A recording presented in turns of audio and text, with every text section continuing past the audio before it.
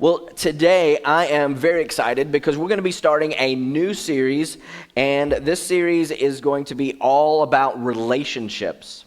So here at Living Word, we are a family church. And what that means is that we are a church dedicated to building strong families, okay? Now, you might say, well, my children are already grown and, they've left the nest. Well, you're still a family. We don't have children yet. What about us? You're still a family. If you're single and you want to be married one day, I just want to encourage you that to work on yourself. Everybody's looking for the right somebody, but very few people are trying to be the right somebody.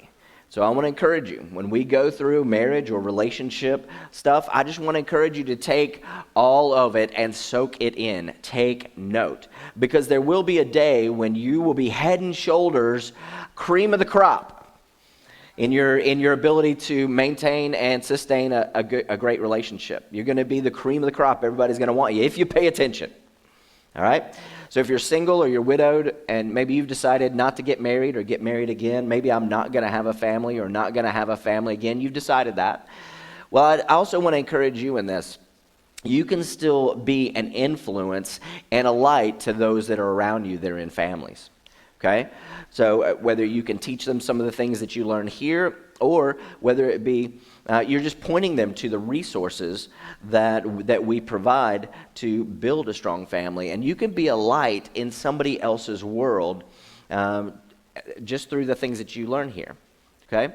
And a lot of what you learn about relationships here in this series, it's going to be it's going to be applicable to other relationships in your life as well. But the truth is that relationships can be very, very difficult, and especially marriage or romantic relationships. Anybody know that? In today's world, it seems like that great relationships are a mystery. They just seem to be super elusive.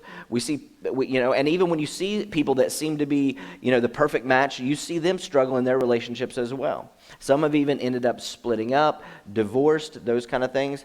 And so it's very easy to look at relationships and just lose hope because it seems, so hard, so complicated. We don't see a lot of people around us actually succeeding at relationships.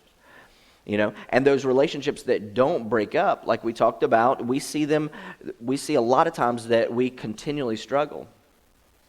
But here's the thing, there's something in the heart of each and every one of us that wants stronger relationships in every relationship, but especially with those that we love the most. And a lot of times, healthy relationships, they're elusive to us because we miscommunicate or we feel unvalued or disrespected, unloved. So it's very easy to just throw your hands up and give up and just not be intentional. Now, I use the word intentional intentionally because here's the thing about building strong families or strengthening relationships. Or whether it's building relationships among family members or children or parents. And this is it, that you have to be intentional about it. You're not just going to drift along in life in your relationships and your relationships get stronger. Is that right? Your relationships get stronger, tighter, and more healthy when you work at it and you are intentional at creating those.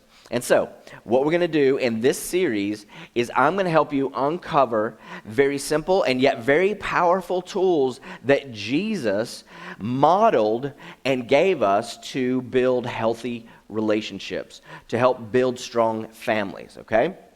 So, I'm just going to give you an overview of the series that's coming up, okay? We're going to be talking about being more present and less distant. And then the next week, we're going to talk about being more kind and less critical, and then more selfless and less selfish, and then more aware and less oblivious in our relationships. And I think as we look through that subject matter, I think all of us, maybe struggle with being distant in our relationship. I think all of us struggle at some point at being critical. All of us struggle at being selfish in our relationships sometimes, and sometimes oblivious. Now, if your spouse elbowed you at any point during that description, don't worry. Next week we're talking about being less critical. Okay? Now, here's the thing, is that there are things that Jesus said in his word that are going to help us be present, kind, selfless, and really aware. And if we can do that, we are on the road to building strong relationships. So today, we're going to be talking about being more present and less distant, okay? Now, emotional distance in marriage or even romantic relationships is difficult. It can lead to couples feeling like a loss of passion, or that they've lost each other. And usually one will see this distance before the other one. But here's the thing, is there's something that really hurts us when we actually end up distanced from each other. And sometimes, even once we've communicated all the facts that's going on, we don't have anything else to say. And a lot of times two people can have a difficult time just having simple, casual conversations, even though you used to talk for hours and hours and hours, and no, you hang up first, no, you hang up first, no, you hang up first. But today, we're struggling to talk about more than just the details of the life that we're living a lot of times. There are distance in a lot of different situations is difficult when we are not connecting with each other on a deep level. And also in a family dynamic, this can actually affect your children as well. It can leave them insecure, to where they don't feel real loved. And you can provide for them and you can even nurture them and yet not still be present with them. Because, let's be honest, the constant stimuli of everything else around us, we're in the information age, the digital stuff, and everything like that sometimes it's hard to observe what's going on with our children. But you can also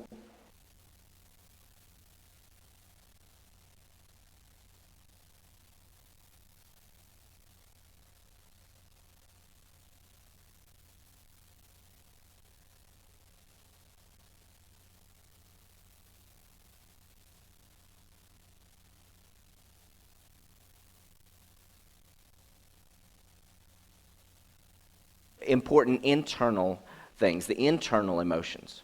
A lot of times we don't make a big enough deal about how happy they are about a test that they did well on, or friends, or opportunities. And sometimes we don't even notice how hurt they are from hurt from friends, or even sometimes the dynamic within our own families.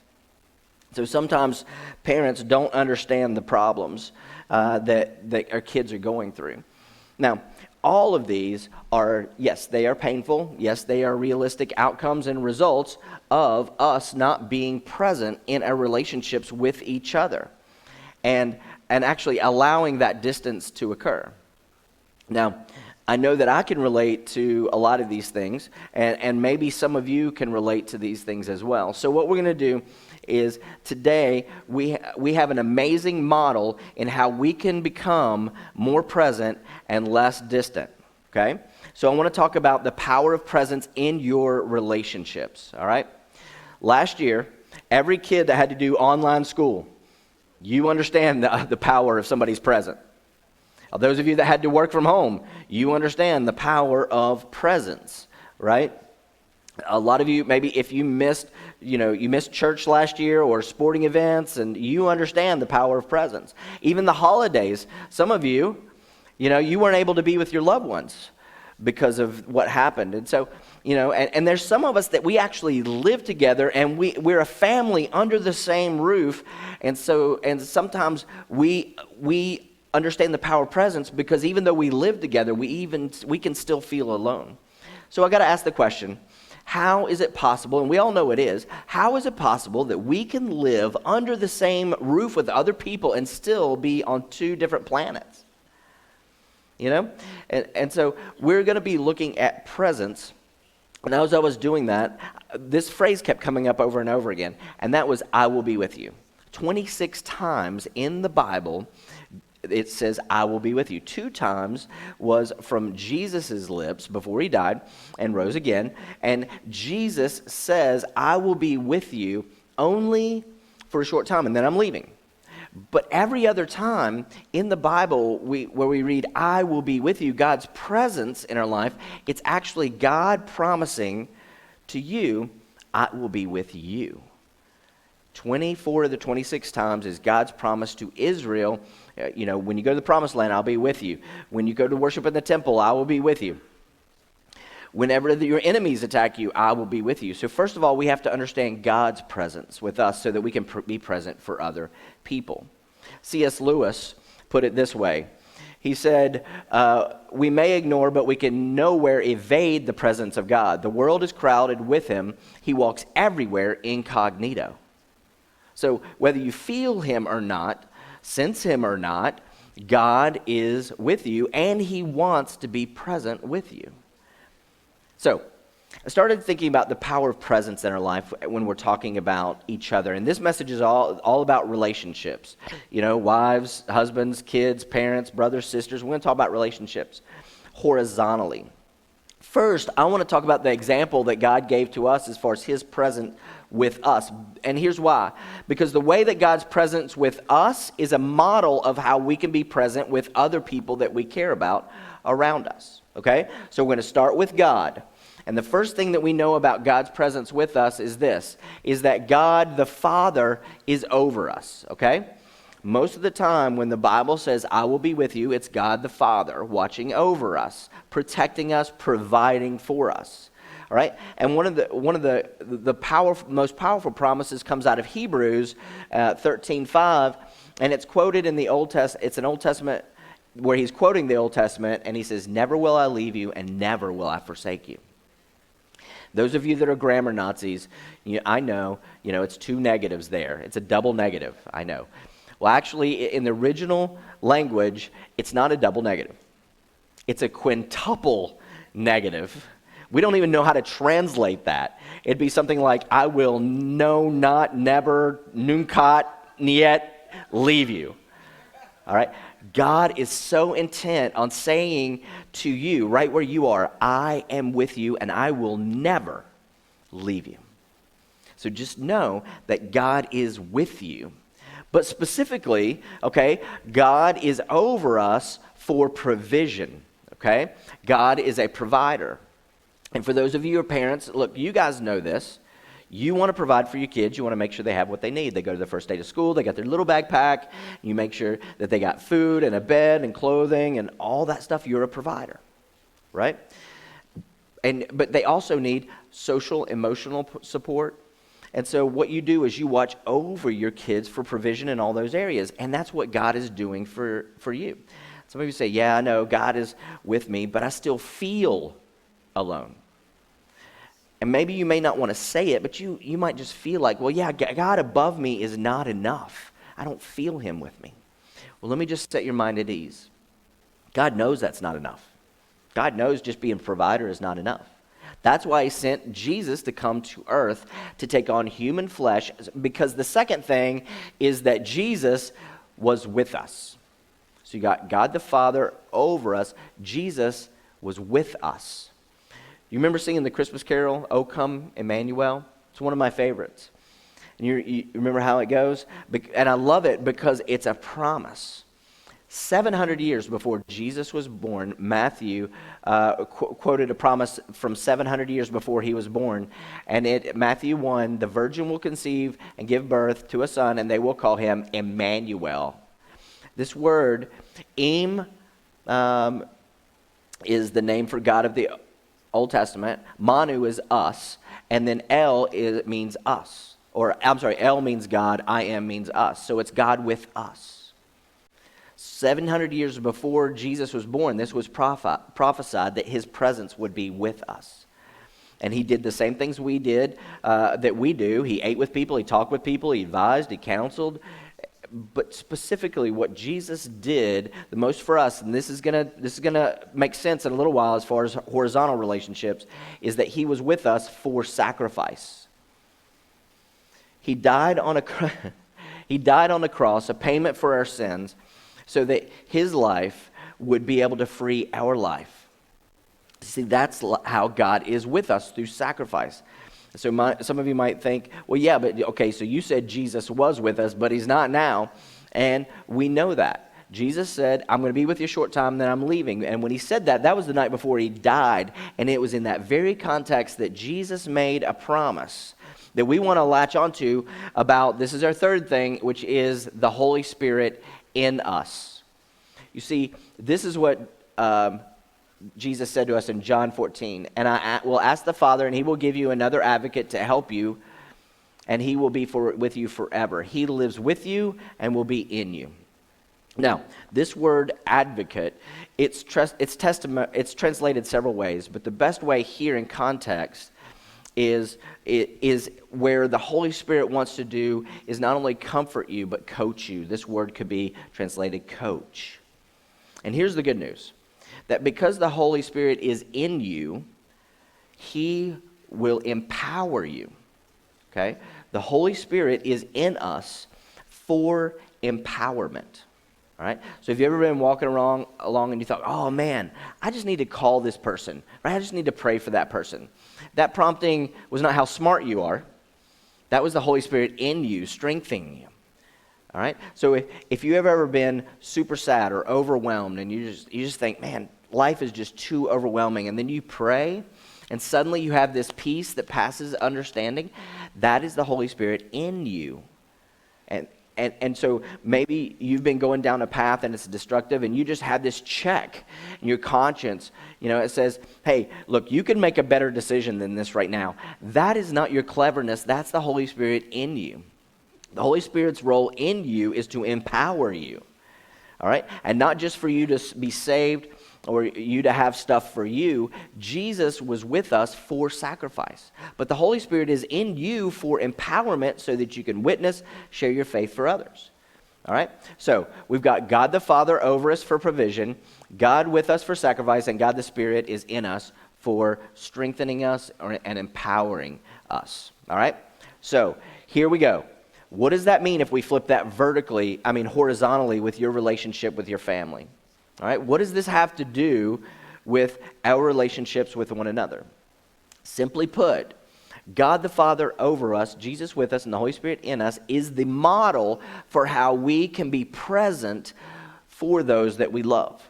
So what I'm going to do is I'm going to break this down in a very simple way in how this can apply and actually strengthen your relationships in your family, okay? So we're going to start with this. You can't be present without being available, okay? Let me be honest, just vulnerable with you. I can relate more with the presence of God the Father than with the Son or the Spirit, because for me, it's very natural for me to be a provider for my family. Like, my family has never got hungry. I've always paid the bills. But I've got to admit, and you do too, it's never enough to just provide. You cannot create a strong relationship with your family by just providing. It doesn't work for me. It actually didn't even work for the Father. He had to send Jesus and the Holy Spirit. We are relational Holy Spirit. We are relational beings. And so God the Father over us, providing for us, was never going to be enough for us. That's why he sent Jesus to be with us and to sacrifice for us so that the Holy Spirit could be in us and empower us. So, if it wasn't enough for the Father just to provide for us, it's not going to be enough for you to just provide for your family. Just to share logistics for your family, to make sure that they're taken care of, to make sure they're dressed. We got to drop them at soccer practice, we got to drop her at dance practice, all that kind of stuff. Okay? So it's more than information change. You actually have to be available, emotionally available. Spouses, have you ever felt like, maybe not you, but somebody else, have you ever felt like maybe you were just roommates? You lived under the same roof, but you were in two totally separate worlds because one or both of you were not available. You were physically present, but not available. Because providing is never enough. And if you go back to the theology of God and how he's present with us, we see that how God the Father is over us for provision, like we talked about, but until you move to Jesus' role, you see, Jesus was with us for sacrifice. And look, with our kids, we get this, right? You can't be present with a child until you sacrifice for them, unless you get down on the floor with them. You're eyeball to eyeball with them. Until then, you're not really present with them. I mean, and as a provider and as somebody who's constantly, got my mind going in all kinds of different directions, Melissa's had to shut me down and said, look, I know that you're physically here, and I appreciate that. Thank you. However, you need to be present with us right now. In other words, providing and being physically there is never enough. We have to be present and aware of what's going on with those that we love, listening and caring, available.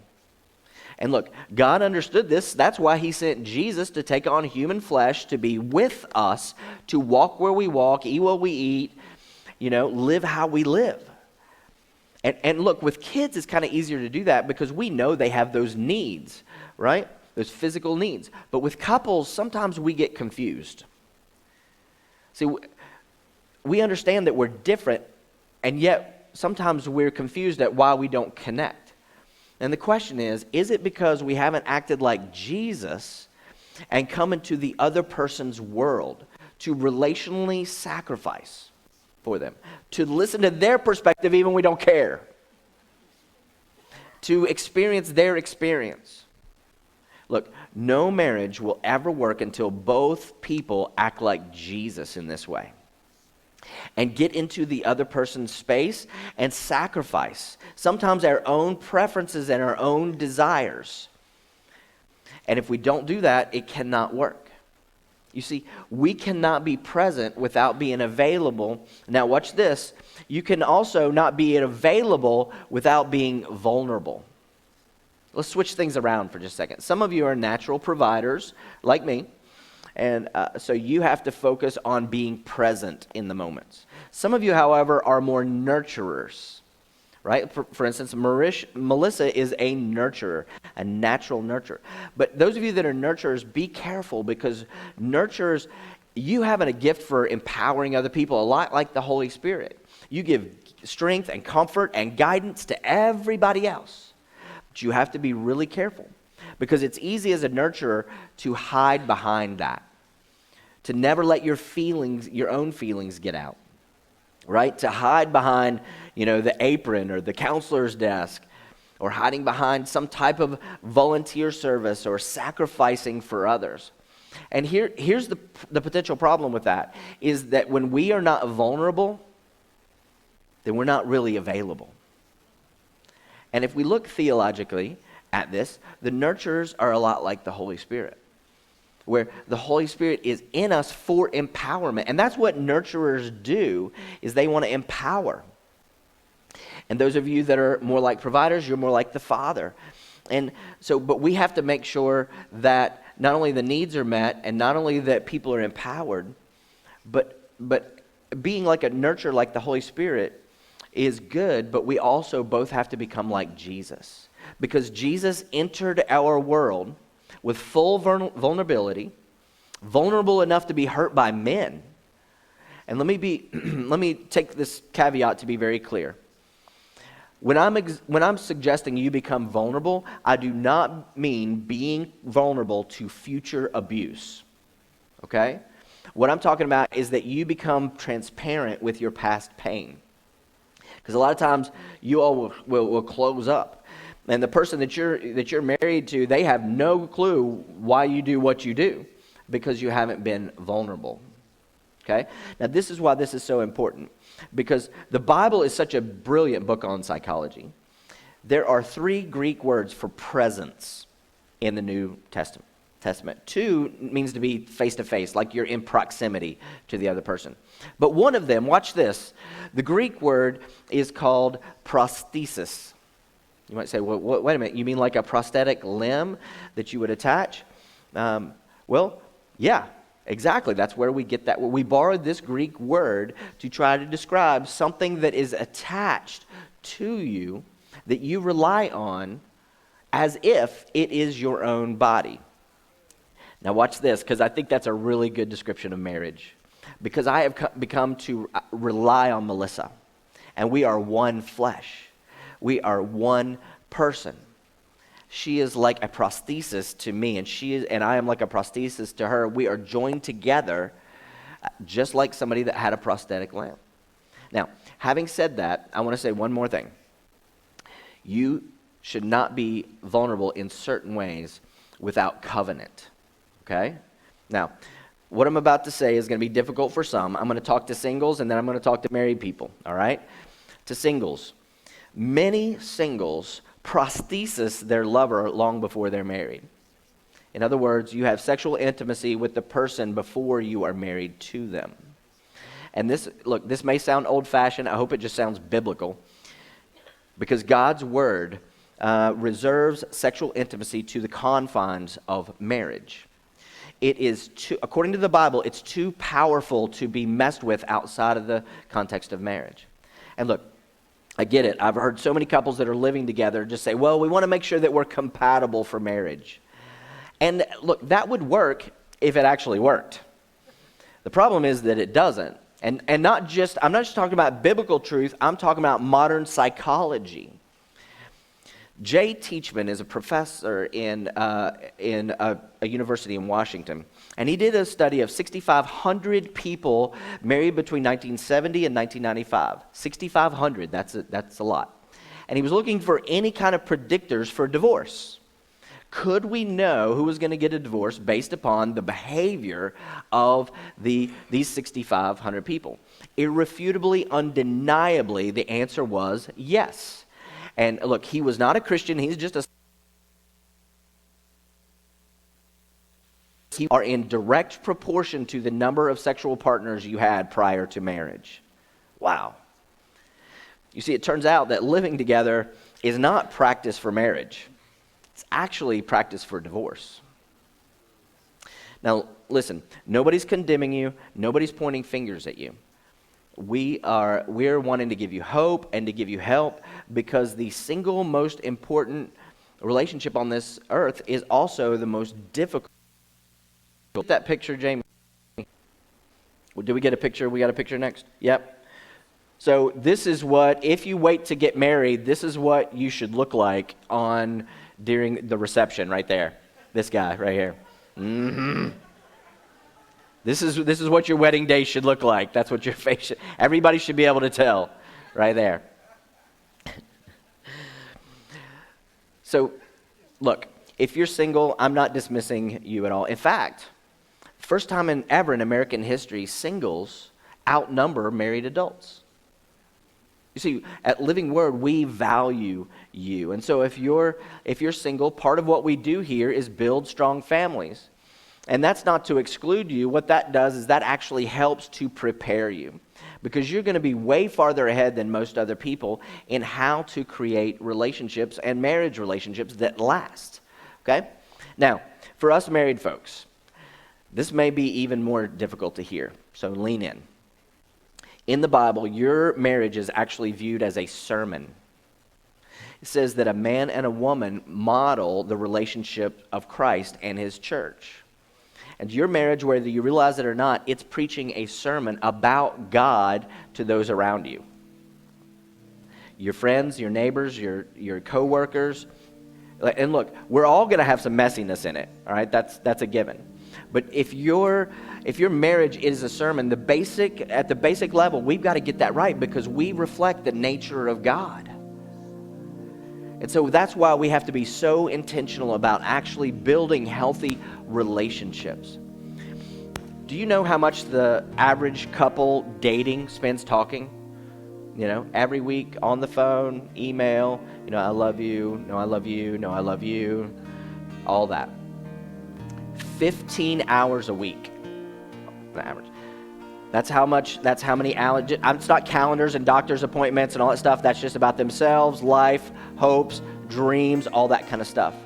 15 hours a week. Now, once you get married, that drops significantly. Do you know how much time the average married couple talks? Not appointments and calendars and all that stuff. You want to take a guess? 2 hours a week. Here's what that'll do. That'll make you a roommate. And if you want to get your relationship right and be strong and build a strong marriage, a strong family, the power of presence has got to be a priority, an intentional priority. More present, less distant. So whether you're a provider or a nurturer, either one, we have to follow the model that Jesus presented to us when he came to the earth and he was present with us. It was not enough that God would be distant, but Jesus was there and he was present with us, that the Holy Spirit could live in us. So, what would our lives, what would our relationships look like if we were intentional about being present in each moment? I mean, what can we do? And here's the question is, am I a provider or am I a nurturer? If I'm a provider, what can I do to be more available, emotionally available? If I'm a nurturer, what can I do to maybe let the walls down and be a little bit more vulnerable with my feelings so that I can be present for those that I love? And then, look, what would your relationships be like if you were available and present in the lives of those who you love the most? Now, I just want to give you a couple of practical things that you might consider. You might want to consider your screen time when you're around those that you love. You know, there are families that have said, hey, no screens at the dinner table. And everywhere else we've got our head down on our phones, but at the dinner table we're going to be present with one another. Something else, another practical solution, maybe like one night of the week, no screens, one night a week. We're going to do TV shoulder to shoulder other times, but in this one night, we're going to do stuff face to face. Maybe we're going to play a game or something like that. We're going to create intentional moments where we can actually connect and be available or be vulnerable, and we can actually be present and not distant with each other. And here's something else for those of you that are couples. We talk about date night. Now look, I love movies. I love going to the movies. That's my favorite date night, is going to the movies. All right, as a filmmaker and a film connoisseur, I love that. However, I'm not necessarily present with my wife in that moment. And obviously there's nothing wrong with TV or movies, but sometimes our date nights are shoulder to shoulder as opposed to face to face. And so maybe asking yourself, how can you apply this to your family, to your children, to your friends as well, where you can be more present and less distant in those relationships as well. Because look, on a horizontal level, we're talking about relationships together. Jesus embodies the concept of presence. And we want to walk in his footsteps and be there for each other just like he was there for us. Will you stand with me? Father, I just thank you. Father, I thank you for sending your son Jesus, the ultimate example of presence in our life. And Holy Spirit, I thank you for living big on the inside of us and empowering us and being there with us every step of the way. And Jesus, I thank you for being the example, the way that you sacrificed for us, the way that you were vulnerable for us.